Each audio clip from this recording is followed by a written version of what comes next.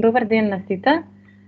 Почитувани колешки и колеги, родители на деца со особи аутистичен спектар. Еве на една минута пред 16 часот, сакам да ви посакам добри дојде на денешниот настан од серијата Светските експерти за аутизмот, гости на Македонското научно здружение за аутизам. Овој серијал вебинари трае веќе подолго време, добро ви е познат на сите и прераснува во традиција на МНЗА да обезбедува бесплатен пристап до информации базирани на последните најсовремени научни сознанија и трендови, поделени директно од страна на врвни професионалци од областа. Во април се навршува една година од првиот одржан вебинар, а денес присуствуваме на 11-тиот поред настан, на кој задоволство ми е да ја представам нашата гостинка, професор доктор Минди Шајтхауер од Медицинскиот факултет на Емори Универзитетот во Атланта, Џорџија, врвна образовна и научно-истражувачка институција која што е рангирана на 74-тото место во светот. Таа ќе зборува на тема Бегање кај лица со нарушување од аутистичен спектар, исклучително специфична тема која заслужува повеќе внимание во јавноста и сигурна сум дека ќе го задржи вашиот интерес попладнево. Предавањето ќе биде на англиски јазик, а превод на клучните пораки ќе биде споделен во чат. По завршување на предавањето ќе имаме време за прашање и дискусија. Вашето прашање ќе може да го поставите усно со тоа што ќе искористите опцијата за кривање рака и ќе добиете дозвола да се вклучите во дискусијата, или истото може да го направите и со пишување во чатот. Предавањето исто така во моментов оди во живо на YouTube каналот на МНЗА и ќе остане достапно таму за сите што не се во можност да не се придружат попладнево. Сега ќе ми дозволите да продолжам на англиски јазик и да споделам со вас кратката но импресивна биографија од нашата денешна гостинка. Today I'm pleased to introduce Dr. Mindi Шајтхауер, PhD, BC, BAD, an associate professor at Emori University School of Medicine and a program manager in the Severe Behavior Department at the Marcus Autism Center. Dr. Šaјtхауер is an established researcher focused on developing novel extensions to function-based assessments and treatments of challenging behavior, using both single case and clinical trial research designs.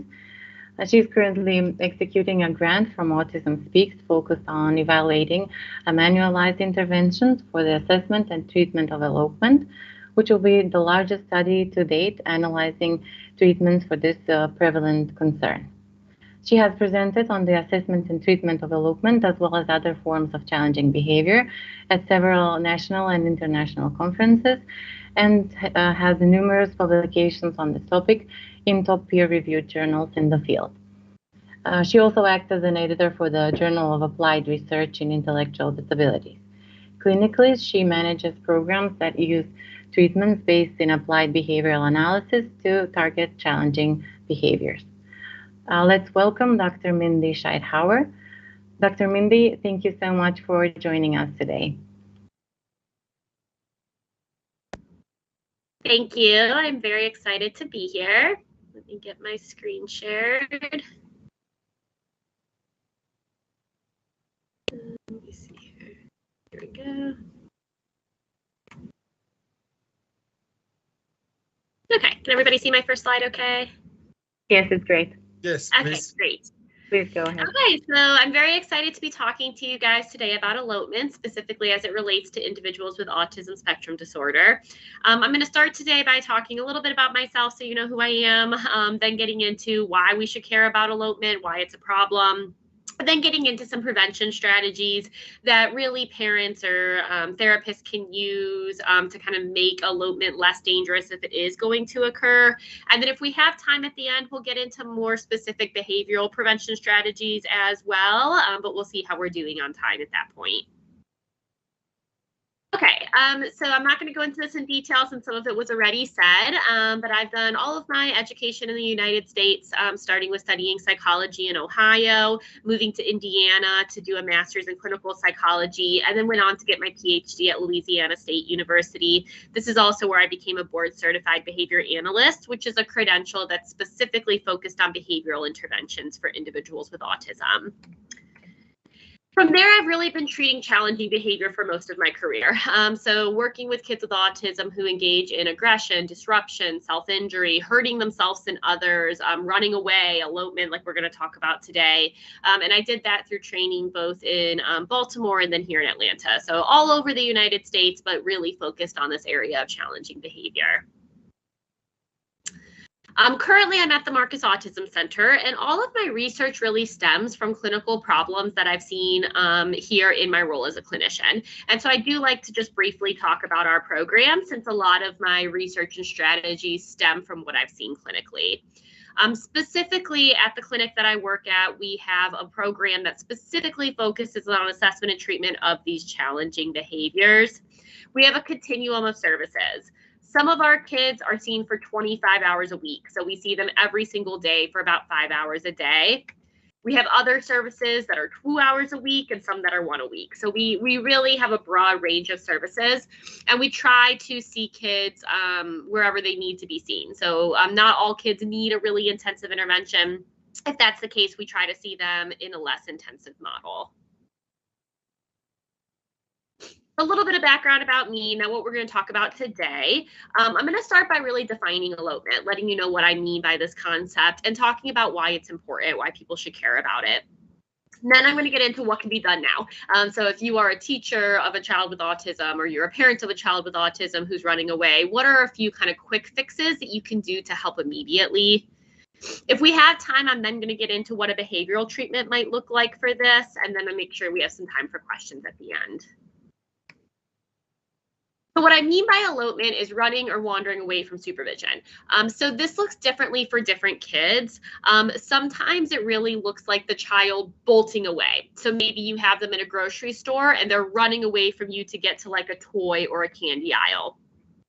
Other times it can look like more casually wandering away. So some of the families that we see, the child wakes up in the middle of the night and puts their shoes on and wanders out of the house. Or the parent's on a phone call and they turn around and the child's down the street. So it can really look different from different kids.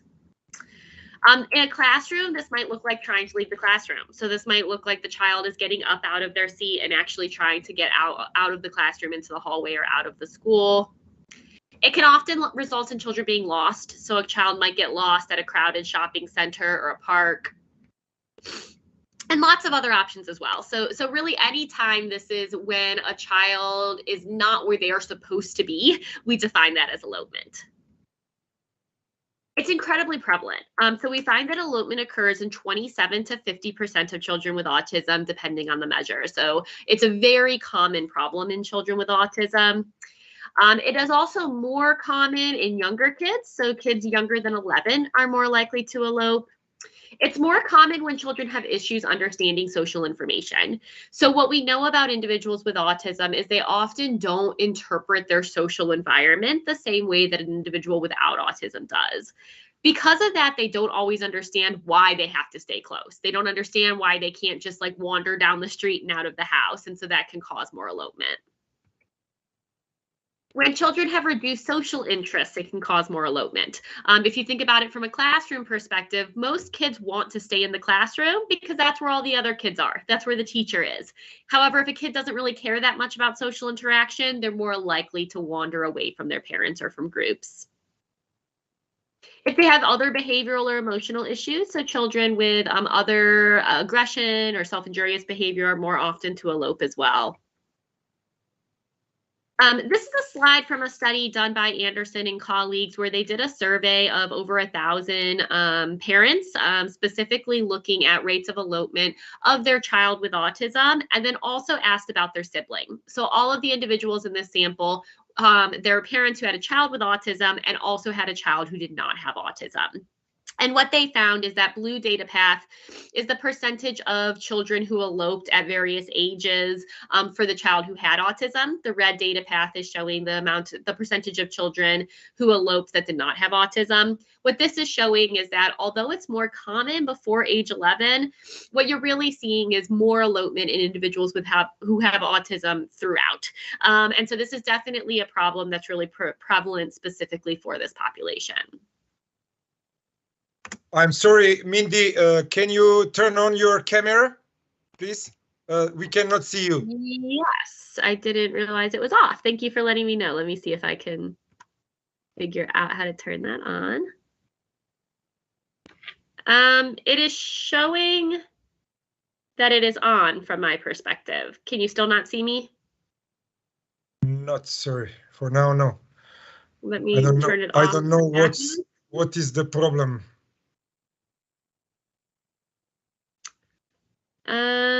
Yeah, I can see my little camera and Now it's showing okay. me. Now it's okay. You can see it now? Okay. Please go. Okay, go. let me. Oh, sorry for. Okay, let me make sure when I share my. Let me make sure when I share my screen, you can still see me. Yes. Now you should share the presentation. Yeah. Full screen. Okay. Yeah. Everything is okay now. Please go on. Happened.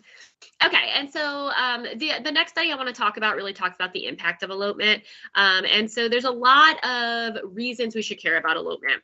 One is that it's physically harming to the child. So a lot of children who elope end up being hit by cars or have incidents with bodies of water. So it can be very physically dangerous. It can also impact learning. So if you think about a child who's constantly trying to get up and leave the classroom, that means they are not getting education. So it can really impede in their educational development. It can be really hard on the family structure. So some of the families that we talk to have stopped taking their family to parks out of fear that their child's going to run away. And then it could be a larger societal issue as well. So a lot of times these children need extra supports in school systems and extra supports outside of school in order to maintain safety. In that same study I talked about earlier that surveyed 1,000 parents, over 1,000 parents, they also asked about the impact of elopement, and they found that for a large percentage of individuals whose children eloped, the parents rated it as the most stressful behavior related to autism. So over half of parents said that this is the most stressful thing my child does. Over 40% of the parents said that they don't get a good night's sleep because they're up worried about elopement.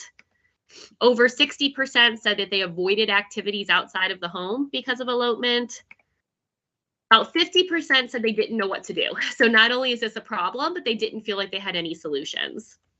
These last two, I think, are particularly scary. Over 60% of parents who have a child that elopes said that their child had a close call with a traffic incident. So meaning they almost got hit by a car because of elopement. And over 20% had a close call with drowning. So these are very serious behaviors. So hopefully I've sold you on, why we need to care about elopement. What I'm going to talk about next is what you might be able to do now as a parent or as a teacher or a caregiver of a child with autism. We're going to talk about this in three broad categories: physical prevention, reducing danger, and then response readiness. Starting off with physical prevention. So how can we actually just physically stop elopement from occurring? I do like to point out that a lot of these resources are pulled from a toolkit that was put out by the National Autism Association. It's called the Big Red Safety Toolkit. I have the link on this slide. It's available for free online, and it provides a lot of really great resources to use if you have a child that elopes. And so I heavily encourage parents to use this presentation, but also reference this resource. Getting into physical prevention. So the goal here is to prevent or slow down elopement. This isn't saying that you're going to stop your child from trying to elope. That gets more into the behavioral strategies that hopefully we'll talk about at the end. But in the meantime, locks and alarms. So a lot of the families that I talk to have tried locks or alarms. The child has gotten around them, so they kind of stopped trying. I like to point out that there are about 100 different ways to lock a door and to lock a window. And so if you do have a child that's eloping from the house, you can get really creative with the way that things are locked. And I have several examples here. These aren't necessarily all exactly tested or endorsed, but they are things that I've seen families use in the past that I think are important for families to know are out there. This most simple version is just like baby doorknobs. These are available in most regions. They just go over a door and make it so that a parent has to squeeze the sides to open the door, but the child can't do it that easily. There's different versions for different types of doors. These are involve a little bit more installation, but you can actually use magnetic locks that are very difficult for a child to get out of. And then there's just kind of standard hook locks that you can put very high on a door so that a child can't actually reach it. These also exist for windows, so there's several different ways to lock windows. We have had situations where a parent gets really good at locking doors and then the child starts getting out of windows, so those are important to consider as well.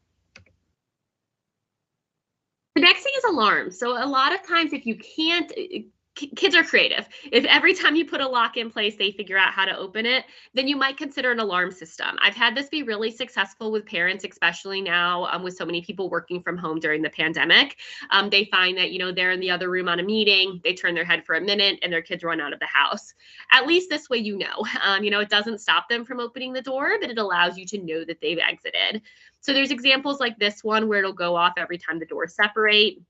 There's simple pad systems that you can actually put right in front of your door. And then when the child steps on it, it would set off an alarm. And then there's other ones that you can actually put on the door handle. The other area that it's really hard to physically prevent elopement is outside of the home. So it's great if you can figure out a door or alarm system to stop your child from exiting the home. But it's another situation when you're out at a park. You know, you can't put a lock on every single door at a grocery store, for example.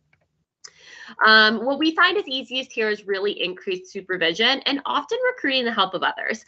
So I've had families have a lot of success with putting together a kind of like a watch team. So let's say you are going to a park, maybe you have mom and dad and grandma, and you guys each take a shift. You say for the first hour, dad's on, you know, alert, making sure to keep a constant eye. Then the next hour, mom is. Then the next hour, grandma is. That allows for constant supervision, but allows for it to be divided up so it's not falling entirely on one parent. We also often suggest these. Some parents don't like them. They feel like it's there's some kind of stigma around them, but they can be really helpful. They're just simple little backpacks. You can kind of put the string around your wrist, and it kind of allows you to keep in physical contact with a child who might otherwise elope. GPS trackers are another thing that a lot of families with autism find helpful. A lot of times these can come in simple watches that you can put on a child and then it can link to your phone. It allows you to monitor your child's location.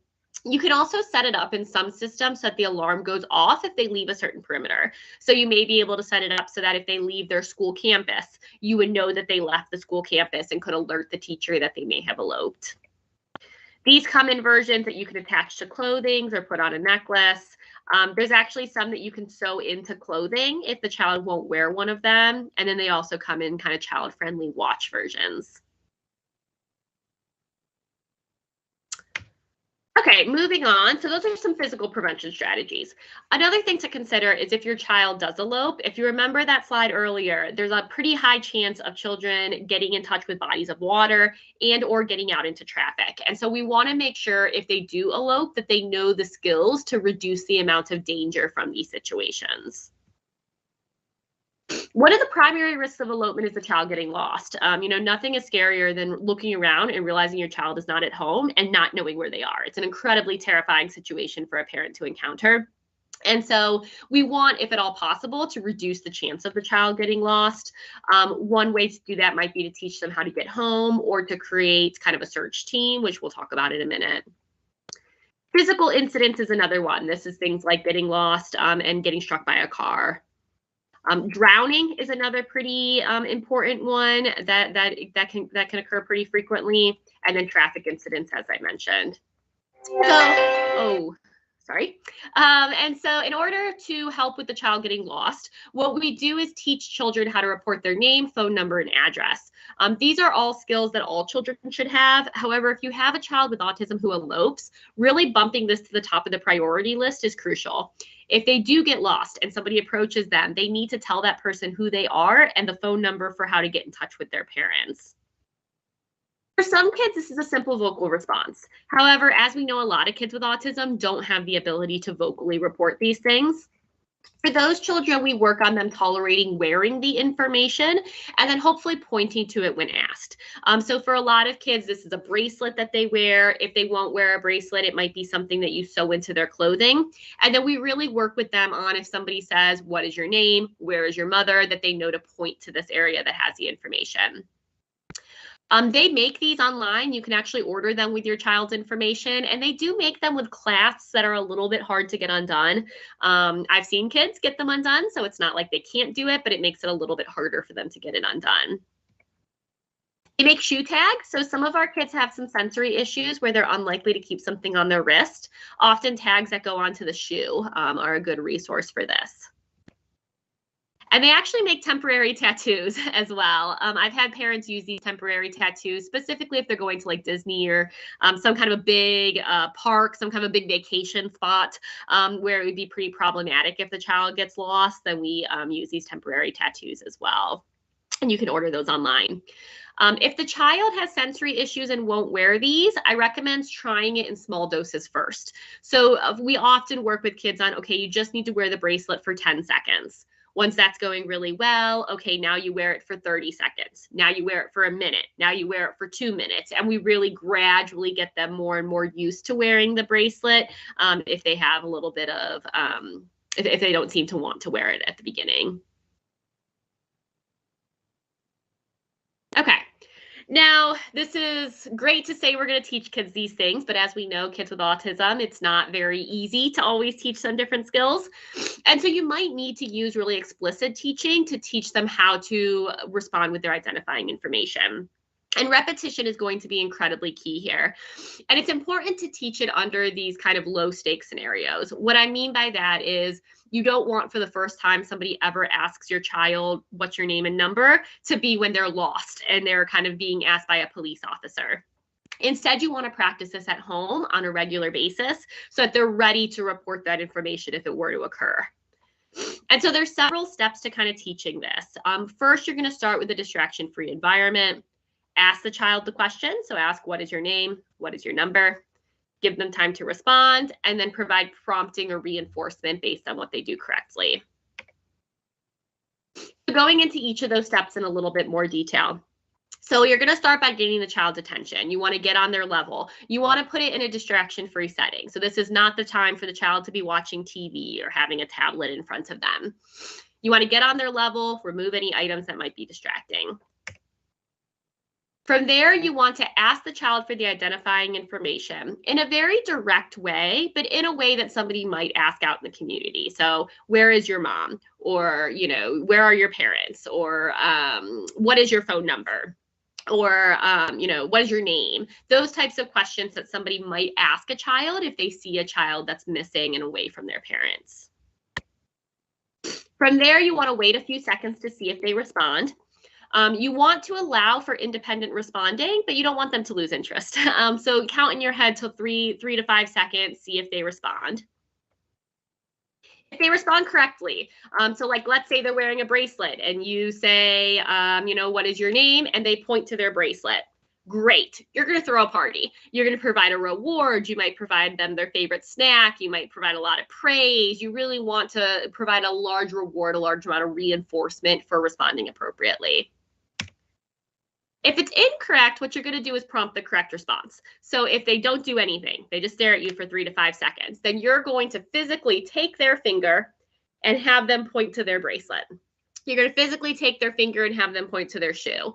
If you're teaching them how to say it vocally, you're going to say, and then say their name. So you're going to prompt them to get to the right response. After that, you're going to provide praise and reward.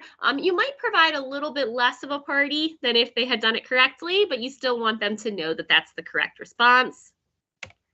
And then we're going to repeat this. So you want to repeat this several times a day, every day, or as many days as you can until they've mastered the skill. So don't be discouraged if this doesn't work right away. There's some kids that the very simple behavior of pointing to a bracelet when asked, what is your name, could take a long time to teach them. And so know that this might take a lot of repetition until they really have that skill. So another safety thing is teaching the child how to get home. This is especially important for a child that frequently elopes away from the home. You're going to follow these same steps. You're going to follow the same cycle, except you're going to use a different prompt. So specifically, you might take the child to various locations around the home. So if you know your child is really likely to run to a park, you might take them to the park. From there, you're going to say, okay, I want you to go home. You're going to follow behind the child and kind of let them lead the way, but then correct any errors. So you're going to kind of wait until they get to an intersection. Which way do we go? If they choose the right way, the right way, you provide a lot of praise. If they choose the wrong way, you're going to physically direct them to go the correct way. Praise a lot of correct turns and praise getting home independently. Again, you know, in a perfect world, your child doesn't run away. But if they do, we want to make sure they do know how to get back home.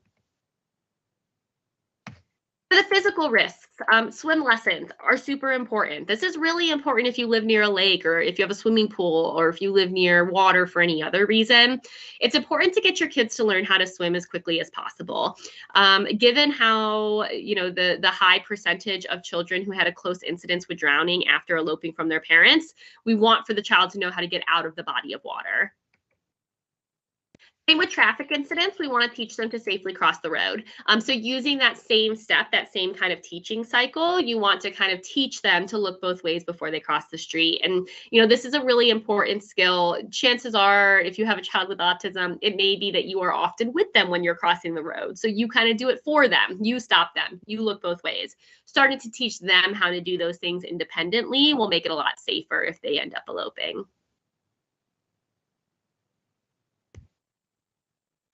So the last step of things that we can do immediately is in this response readiness category. This means this is kind of a worst case scenario situation. Hopefully your child doesn't elope, but if they do, we want you to be ready to know how to respond quickly. As I mentioned, having a child go missing is an unthinkably stressful situation. Because of this, you want to prepare for it in advance. Chances are, if you look around and realize you don't know where your child is, you are going to be far too stressed out in the moment to put together a plan in the moment. Because of that, what we recommend is that you really put together a plan before it happens, when you can be calm and kind of think through things rationally.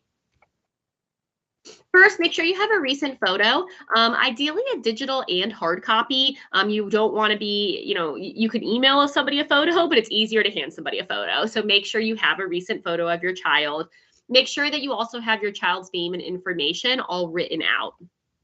Specifically, things like, does your child respond to his name? If you need to have somebody looking for your child, they would want to know this information. How will they likely respond if a stranger approaches them? What are some things that your child likes? If a stranger has to approach your child and they seem upset, what are ways to calm them down? And then who should be contacted when the child is found? So your contact information, maybe secondary information as well. Another thing that you want is, in addition to this form that you're going to have ready to go that has a photo of your child, has all of this information about your child, so you can hand it to somebody that's going to help you. You also want to know where to look. So thinking through where your child might go. Does your child love lakes? Are they likely to run towards a body of water? Does your child love the playground? Are they likely to run to a playground? I've worked with children who really love trains. Are they likely to go towards a train track? So knowing where to look first, which is based off of where they're likely to go and the most dangerous spots. So if your child likes trains, you definitely want to go there first, since that's a very dangerous area. How to get this information are to think about what things your child likes, what are places that are easy to get to, and then also considering those high-risk locations. Figuring out who will help look. This is especially helpful if you have a child that often elopes from the home. Reaching out to family and friends to kind of know what's going to happen before you need them. Talking to neighbors, seeing if there's neighbors that would be willing to be on this kind of emergency crew. And then you can assign things ahead of time. So you can have an emergency crew ready, and then you can send out a text message to everybody and say, hey, we're not sure where Johnny is. We're evoking this emergency plan. That way everybody knows where to go. Maybe grandma knows to go to the playground. Dad knows that he's going to go to the train tracks. The neighbor knows to walk around the block and see if they're around the block somewhere. Everybody already knows where they're supposed to look ahead of time, which can make you get this into action very quickly. If you have trouble finding a network, so sometimes people feel uncomfortable asking their neighbors or asking family members to kind of be on call for something like this, you might look into parents from your child's school or other kind of groups that they're in. As we talked about at the beginning, some estimates show that over 50% of children with autism elope. What this means is that if your child is at school and maybe they're in school with other children with autism, chances are some of the other parents have the same concern. So it might be that you can all help each other out and kind of form like a network of people that are all agreeing to be each other's emergency plan members. Okay, So we have a little bit of time left. So what I'm going to do next is actually get into some behavioral treatments. And so these are things that take a little bit longer to work. They're not things that are immediate solutions, but they will hopefully long-term reduce the likelihood that your child attempts to elope in the first place. So there are some things that you can try on your own right away. A lot of these are things that are best done with the support of a therapist. And so finding somebody that specializes in a kind of behavioral therapy for an individual with autism.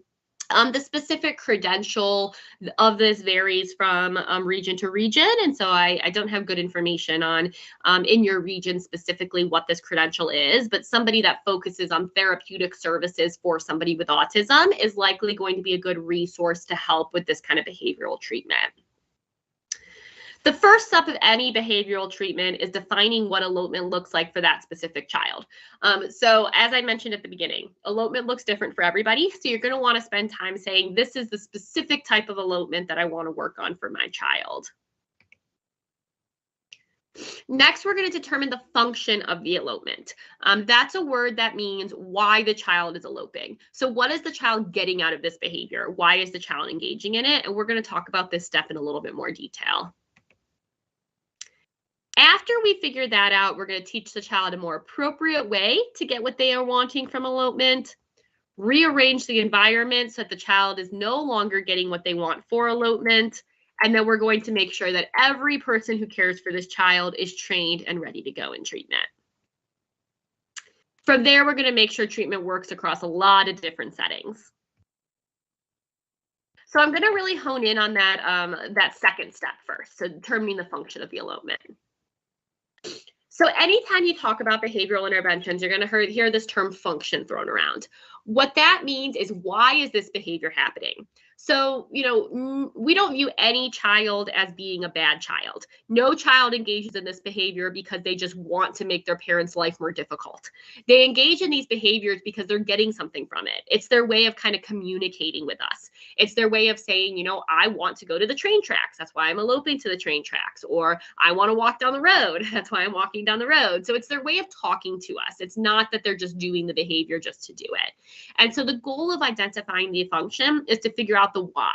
Why is this behavior occurring? In order to do that, I want to talk about what we call a three-term contingency, which is antecedent, behavior, and consequence, or what is happening before, what is happening during, and what is happening after. So anytime we try to identify why a behavior is occurring, we're really going to look at these three different areas. And so I'm going to talk about this by walking through a few examples. So the big behavior here is elopement. Elopement's always going to be kind of the primary target for these examples. However, what's happening before and after can be really different. So for example, this elopement might occur because the doctor walks into a room with a shot. So like, let's say this individual is trying to get their COVID vaccine, and the doctor is walking in and they kind of have the vaccine in their hand. A lot of children, both with autism and without autism, don't necessarily like this. So because of that, the child may go running out of the room. They may elope out of the office. For some people, this means they might not end up getting the vaccine. They might not end up getting the shot. You know, if the child runs out of the office, we can't get them to get back into the office, they might avoid getting this shot, getting this procedure that they don't want to have done. Let's compare that to a different situation. Let's say the same child is maybe walking around a store with their mom. They run away from their mom, go right to the toy aisle. They bolt right to that toy aisle. Because of that, the parent says like, okay, fine, we're not in that big of a hurry. We can play with the toys for a little bit. And the child gets to stay in the toy aisle and play with their toys for a little bit. As you can see here, elopement is happening in both situations. The child leaving supervision to get out of the office, leaving supervision to go to the toy aisle. But what's happening before and after elopement is very different in these two settings. I'll skip this example and come back to it. And so in these situations, you know, what we're trying to figure out is based on what we know about the situation, why is the behavior happening? So in the first situation, the function or why the behavior is happening is the child's trying to avoid something. So they're trying to avoid getting that shot. What they're learning is that I ran out of the doctor's office and I didn't have to get a shot. You can also think about this as a child that might like run out of a loud birthday party because the party is too loud. You know, they run out of the party, the noise goes away. So they're learning, when I run away, I get to avoid something I don't want to do. Because of that, they're more likely to run away in the next situation because it worked in the first situation. It kind of got them what they needed in that first situation. The second scenario I talked about sounded a lot like getting an item. You know, the child was in the grocery store, they ran to that toy aisle, and they got the toy aisle. They got to play in the toy aisle. So now what they're learning is sometimes when I run away, I get to play with things that I want to play with. And so they're kind of learning that that running away gets me what I want in this situation. So they're more likely to run away or elope in the next setting. Another situation that we find is really common is that children will elope because they get some attention from their caregiver. They get a reaction from their caregiver. This is very normal. You know, if your child runs away, you're going to chase after them. That's human nature to want to chase after your child. However, some kids find that fun. So a key sign of this is some of the kids I work with, they're kind of running away and they're looking back at their parent and laughing. You know, they think this is kind of a fun game. And what we find is that because you have to keep your child safe, you chase them, that means they're getting attention, which means the next time that they're a little bit bored, kind of want a reaction from a parent, they're more likely to run away again. And so this is what we mean by finding the function of the elopement. Some kids are going to run away to get out of something, escape something, or avoid something. Some children are going to elope because they get something they really want. Some children are going to elope because they like the reaction that it gets. So there's several different things that could be going on here. So after we have figured out what elopement looks like and we figure out, okay, for this child, why is this child likely eloping? Then we're going to teach the child a more appropriate way to get what they want. So in this situation with the doctor's office, we may say, okay, we get to leave the office as soon as you're done getting the shot. So, you know, we're not going to linger. You can leave right away. We're not going to talk about the next appointment. You can just leave as soon as you get that done. Or you might reinforce a vocal response. So maybe if the child appropriately says, I'm feeling scared, you could give them a break and come back the next day after you've had a chance to talk with them about it more. For the toys, you would ideally teach the child to ask for what they want. So in that example, the child's walking with the mom in the store and they bolt away to the toy aisle. In a perfect world, instead, they would tell the parent, I'd like to walk to see the toys, and then the parent could walk with them to the toy aisle. So teaching them to kind of ask for the toys. The other is to reward appropriate walking with the parent. So if we know that the child really likes to go to the toy aisle, we might tell them before we even enter the store, okay, we're going into the store.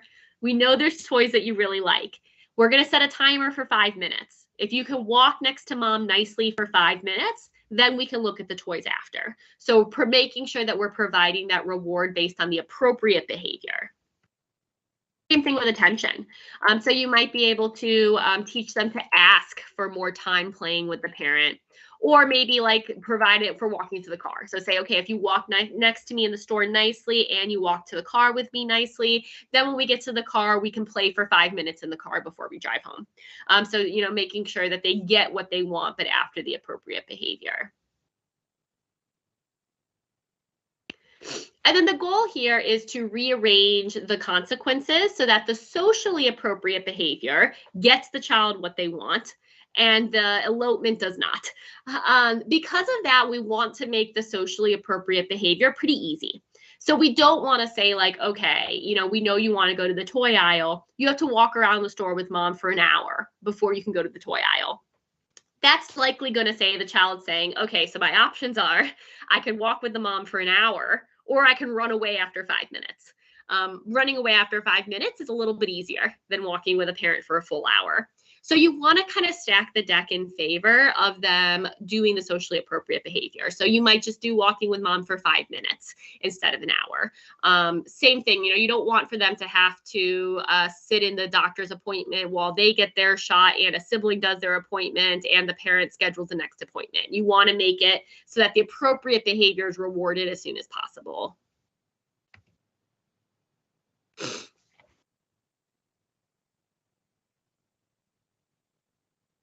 Follow a really similar process to what we talked about previously. So, it is going to take time. You're not going to tell the child, okay, you have to walk with mom for 5 minutes before you can go to the toy aisle. That's not going to work the first time you do it. It's repetition. It's teaching it over time. So you're going to still start by getting the child's attention. From there, you're going to state the rule. So you might say, okay, if you walk to the car and hold my hand, you can play with the tablet when you get to the car. So you're going to really clearly state the rule. This is what you have to do. And if you do it, this is what you're going to get. From there, you're going to take the child's hand and start walking. If they're successful, they get the praise and they get the reward. If they do engage in elopement, you're going to minimize the amount of attention you're giving, just enough to keep them safe, and you're not going to provide the reward, and then you can try again. So again, just like before, this is going to be a lot of repetition, so going around this cycle several times. It's not going to work every single time, but what you're hoping to see is more and more success. So if they run away, you get them back, you get them in the car, they don't get their tablet. But then the next time you try again.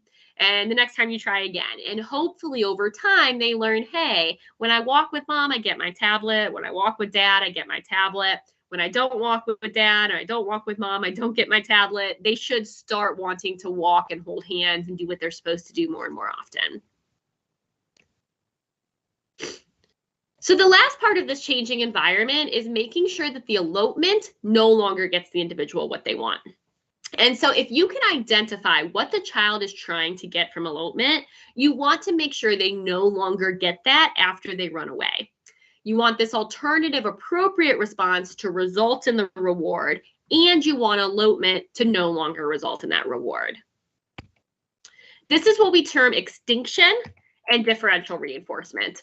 If you're working with a behavioral therapist, you'll hear those terms thrown around, but extinction just means that the problematic behavior, the elopement, is no longer resulting in the reward, and this more appropriate behavior is. And so in each of these examples, just to highlight again what this might look like, oh, there is a, ignore that thing in the bottom right of the slide. Sorry, I don't know why that's showing up there. Yeah, okay.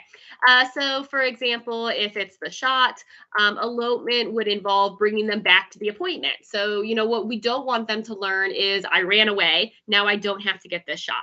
So as soon as they run away, you're going to bring them right back to the appointment and say, sorry, we can't get out of this today. We need to finish this. And if they do get the shot, then you leave right away.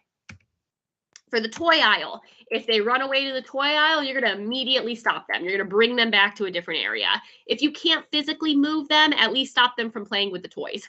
So make sure that they don't learn, hey, I ran over here, now I get to play. If they run over there, you immediately remove them from that situation.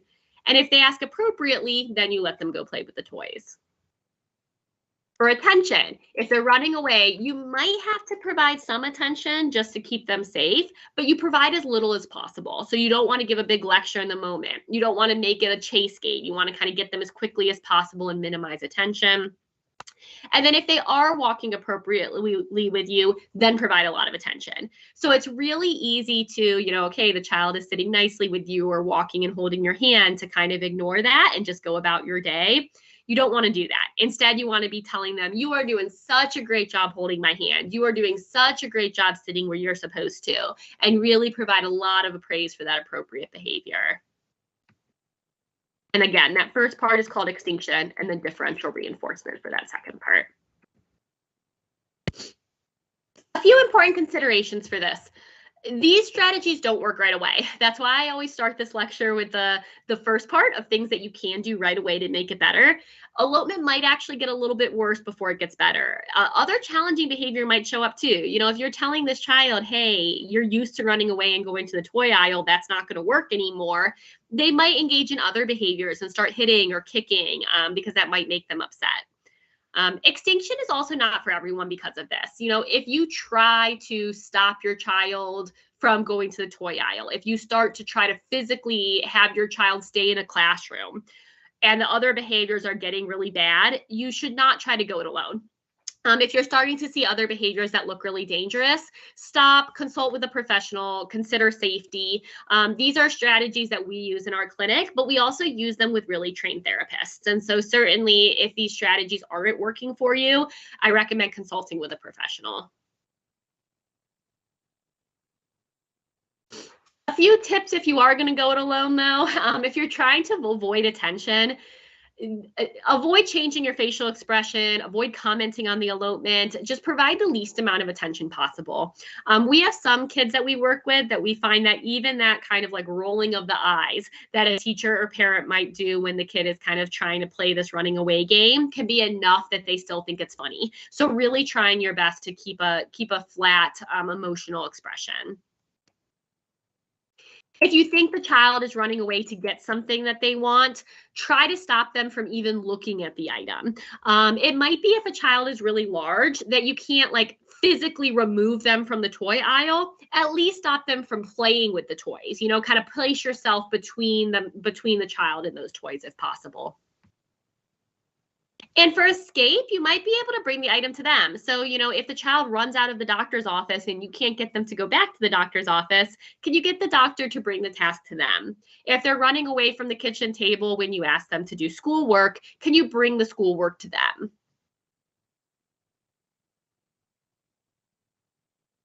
I'm going to jump to the end here. We have a lot of evidence to suggest that these treatments work, both summary of single subject design research. So in a review of 53 participants, over 80% of the studies had a treatment effect. So we do know that these work. Again, in our clinic specifically, almost all of the kids that we looked at had at least a 50% reduction in problem behavior, with a good chunk having a 90% reduction in elopement. So we do have evidence that these studies work, or that this treatment works. All right. So we'll jump to questions there. I had a little bit more to get through, but I think we got through the bulk of it. What questions do people have? What are areas I can talk about in a little more detail here? Thank you so much for your presentation. It was really interesting and comprehensive. We learned a lot for this. I don't know how long was it, 40 minutes or something like that. This is a subject that is not very often talked about here in Macedonia.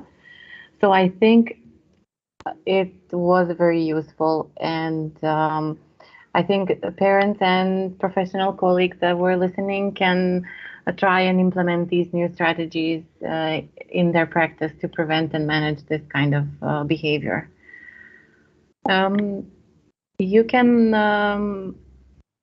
You can raise your hand to ask a question, or you can write the question in the chat.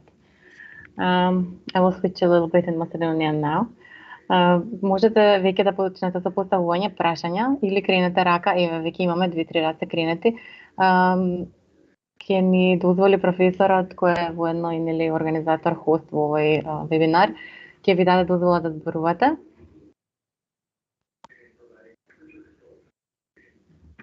Ако никој веќе доби дозвола, еве имаме Ана Марковска. Yes, I'm here. Good evening, everyone. Thanks for this amazing presentation. So I'm interested, firstly, in whether or not the level of autism, which means, of course, the severeness of the symptoms, is correlated to the tendency to exit from the home or school or wherever. And my second question also is, let's say we see an autistic child on the street who looks as if they are lost, and we want to make sure that they safely get back to their parents, bearing in mind that it might be really hard to access them. What are we supposed to do in this kind of situation? Thanks in advance. Yeah, those are great questions. So yes, individuals more severely affected by autism are more likely to elope. Specifically, individuals who also have an intellectual disability are more likely to engage in elopement. That does also kind of get into your second question of the fact that if you do see a child who has likely eloped, it's likely that they also have an intellectual disability, a language delay, different aspects like that. You know, if you do see an individual that is not under parental supervision, you approach them, you start to realize that they have an intellectual or developmental disability. I recommend approaching in a way that is as kind of sensory friendly as possible. So specifically walking slowly towards the individual, keeping a tone of voice that is fairly low. You know, a lot of individuals get startled by kind of louder noises and louder voices. If you can kind of approach and start to kind of comment on what they're doing before you just dive into like who are you and things like that. Kind of building a little bit of rapport with the individual, getting them to know you a little bit before you get specifically into where are your parents, and those types of questions can be helpful. Keeping in mind that the child may aggress, the child might be scared, and a lot of children with autism, when they are scared, tend to aggress. So kind of keeping a little bit of distance and being ready for that as well. It may be that if the child does have a significant delay and can't tell you who they are, who their parents are, getting authorities involved can be helpful. Chances are parents have called to let authorities know that the child is missing, and so that might be a helpful step to kind of close that loop and make sure that the right people know that the child's been found. Thank you for your answer. I think that Anna was satisfied with the answer. I think I saw another hand. Мислам дека уште некој имаше кренета рака. Дали некој друг сака да се вклучи? Ако не во живо, можете да поставите прашање во четот. Професор Рајовиќ?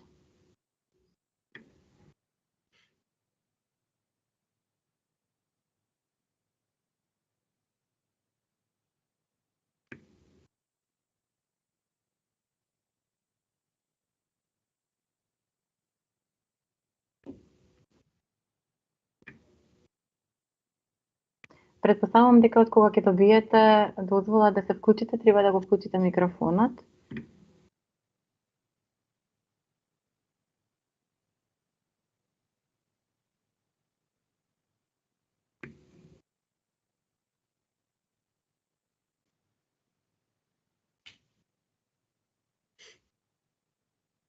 Okay. Well. Еве имате прашање од Мирјана некоја. Не го читате? Да, го гледам. Го четот. Yes, we have another one from Mirjana. Thank you for the presentation. Are you familiar with some studies related to elopement in early childhood periods of adult personalities on the autistic spectrum? Can you say that one more time? Are you familiar with some studies related to elopement in early childhood periods of adult personalities on the autistic spectrum?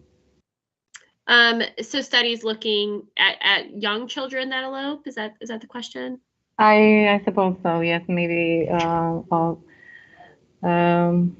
studies of adults with autism, but I guess the history of their elopement in childhood.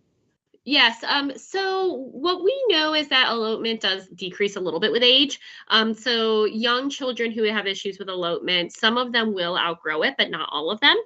And so there are still adults that will elope as well, especially individuals with intellectual and cognitive disabilities are more likely to elope well into adulthood. I don't know any studies that specifically say, like, if a child elopes as a child, this is how likely they would be to elope as an adult. I'm not sure if that research has been done yet. It's possible, but I'm not super familiar with it. I will say that another area that elopement becomes really common is among elderly individuals. So outside the field of autism, elopement's actually very common for individuals with Alzheimer's and other kind of dementia disorders. And so it does seem to be the type of concern that's really prevalent when kids are young, and then it gets better. And then as individuals age well into late adulthood, it can become an issue again. Thank you. We have another question from Vera. Yes. Vera? Oh, okay. Thank you. Now I'm on. Thank you for so nice and useful presentation, and useful both for professionals.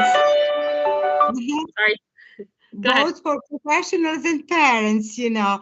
And I'm so happy to join you far from hosts also, and saying hello to all my Macedonian friends and associates, and even further from you, of course. And then I'm just interested because it's a very nice, how to say, can you hear me? Yes, we hear you. It's so nice, how to say, toolkit as directly applicable tool for parents and professionals too. But I'm, as an academic with a lot of field experience, I must say, not only research experience, but also practical, I am interested, what would be like a theoretical background is probably some kind of eclectical mix of different approaches, starting from applied behavior analysis and so on and so on. But if you can say a little bit about that, thank you. Yes, absolutely. So the majority of the intervention strategies that we research are based in applied behavior analysis. So ABA is definitely the theoretical orientation that I take for this approach. I will say that specifically our studies focus on individuals with intellectual disabilities as well as autism. So if we do come across a child who is older, who is maybe more in their teens, does not have an intellectual disability and is having trouble with elopement, we refer them to clinicians that have more of a cognitive behavioral therapy background that can focus with them a little bit more around, is this stemming from anxiety? Is this stemming from other kind of internal states that are important to address first?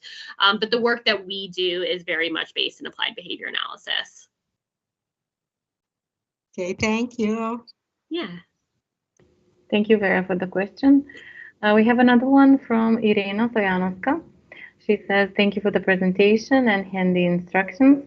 How does behavioral treatment compare to pharmacological in reduction of elopement behavior? Do some of the medications commonly prescribed in ADHD for the challenging behavior manage to reduce the likelihood of elopement? Yeah, great question.